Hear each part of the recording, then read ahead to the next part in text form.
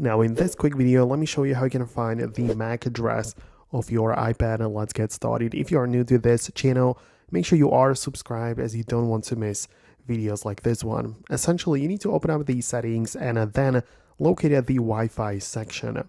So you need to make sure obviously it's turned on and that also you are connected to a specific Wi-Fi network.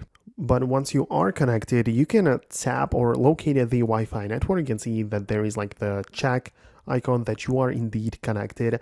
And right there on the right, we have a little information icon, like the eye in the circle. So you can tap that and you can see all of the other information about your network. So you can scroll down a bit more and you'll be able to see the information like your Wi-Fi address, which is like the MAC address, or also the IP and all of the other things which you might be interested in. So obviously it's that simple. You can see it right away and you can just know this about your own network and a device. So I'm going to wrap up the video right now.